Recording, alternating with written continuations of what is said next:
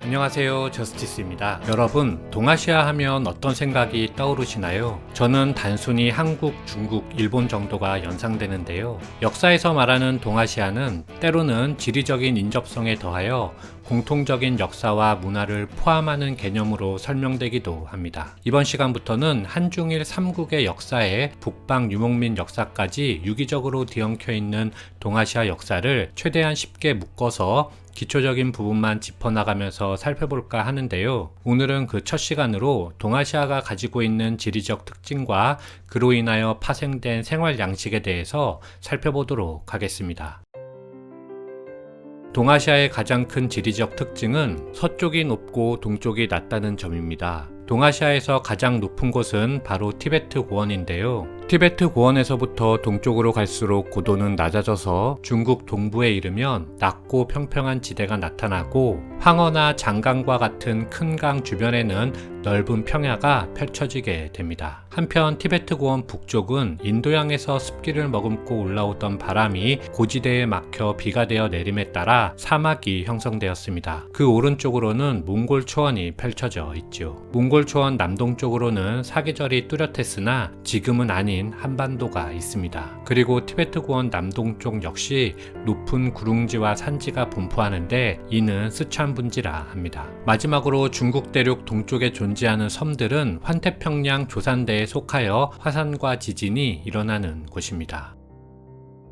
동아시아는 대부분 크게 볼 때 20에서 60도 사이의 중위도에 속하여 계절에 따라 바람의 방향과 특성이 바뀌는 계절풍의 영향을 받습니다. 여름에는 바다에서 대륙 쪽으로 덥고 습한 바람이 불어 기온이 높아지고 비가 많이 오는 반면 겨울에는 대륙에서 바다 쪽으로 춥고 건조한 바람이 불어 기온이 낮고 강수량이 줄어들게 되지요. 육지는 바다보다 기온의 변화가 크기 때문에 대륙 내부로 갈수록 영교차가 커지는 대륙성 기후가 두드러지고 해안에서 대륙으로 갈수록 고도가 높아지므로 바다에서 불어오는 습기를 머금은 바람은 고지대에 부딪혀 상승하며 비가 되어 내립니다. 따라서 해안지대는 강수량이 풍부하고 내륙으로 갈수록 건조기후가 나타난다 하겠습니다.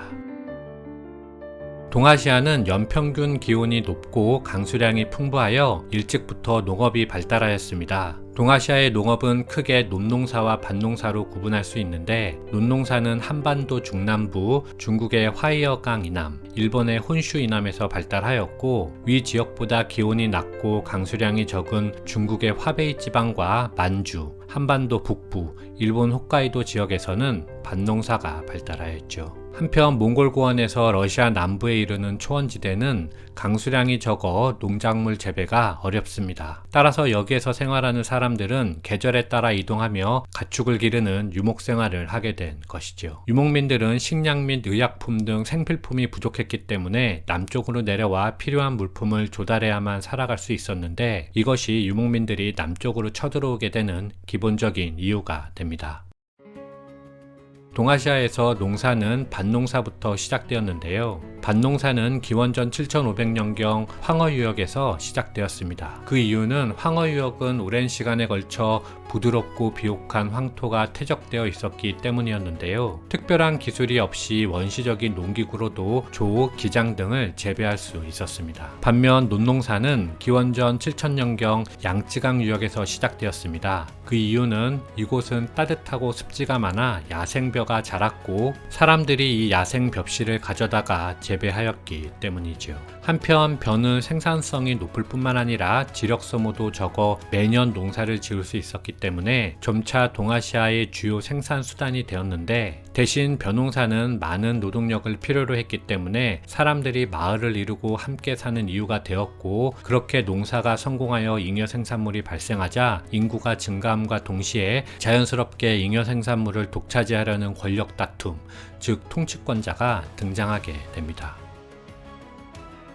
그렇다면 중국 북쪽의 몽골 초원은 어땠을까요? 몽골 초원은 바다에서 멀리 떨어져 있는 고지대로 강수량이 적고 기온이 낮아 농사에 적합하지 않은 땅입니다. 게다가 대륙성 기후로 여름과 겨울의 기온 차이도 크지요. 그 대신 초원의 풀은 가축에게 좋은 먹잇감이 되었기 때문에 이 지역은 유목이 발달하였습니다.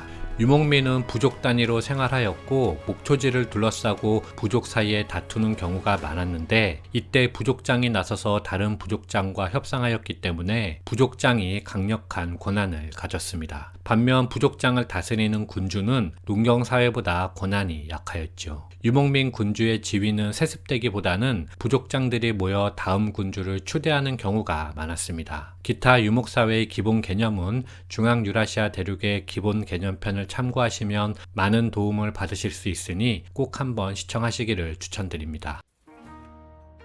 위에서 잠깐 언급했다시피 유목사회는 자연 환경으로 인하여 모든 생필품을 조달할 수는 없었습니다. 따라서 식량과 의약품 등 부족한 생활 물품들을 자신들이 생산한 가죽, 모피, 유제품 등과 교환하여 구하였죠. 하지만 농경사회에 가뭄이 들어 농사가 흉작으로 끝나거나 기타 정치적인 이유로 교역이 제한될 경우 이 둘 사이의 충돌은 불가피했습니다. 유목민은 넓은 초원을 달리는 기마술이 농경사회보다 앞서 있었기 때문에 농경민의 물품을 약탈하고 돌아갈 수 있었죠. 군사력에서 밀리는 남쪽의 농경민들은 유목민들을 야만인으로 간주하고 그들을 두려워하였는데 사마천의 사기 흉노열전은 젊고 힘있는 사람이 좋은 음식을 먹고 늙은이가 그 나머지를 먹는다. 기운 센 사람을 소중하게 여기고 노약자를 가볍게 여긴다. 아버지가 죽으면 그 첩을 아내로 삼고 형제가 죽으면 남아있는 형제가 그 아내를 자기 아내로 삼았다고 기록하면서 유목민의 야만성을 드러내는 등 군사력 이외에서 유목민은 농경민보다 모두 하등한 민족임을 강조하였습니다. 하지만 약탈이 난무하는 초원에서 남편을 잃은 아내는 자식들을 홀로 키우며 살아갈 수 없었기 때문에 어쩔 수 없이 남편의 형제들과 다시 합칠 수밖에 없는 이유가 있기도 했죠. 그렇다면 반대로 유목민들은 농경민을 어떻게 인식하였을까요? 대표적인 중앙유라시아 역사학자 르네 그루스에 의하면 유목민은 농경민을 마치 자신들이 부리는 농사꾼처럼 생각했다고 합니다. 남쪽의 도시와 경작지는 그들의 농장이었으며 한낱 착취 대상에 지나지 않았지요. 유목민은 말을 타고 제국의 국경을 넘나들며 순순히 말을 듣는 사람들에게는 정기적으로 물품을 받아냈고 물품 바치기를 거부하는 사람들은 습격하였다고 합니다.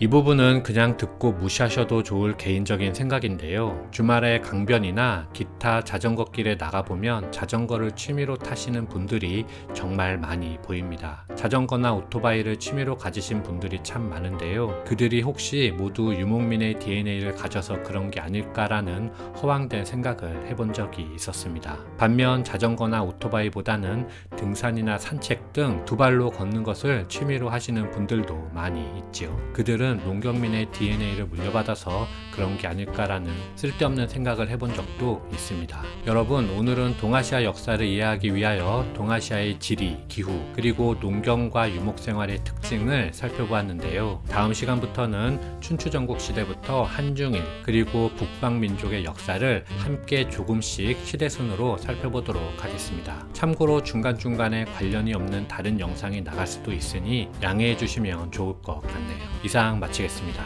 감사합니다.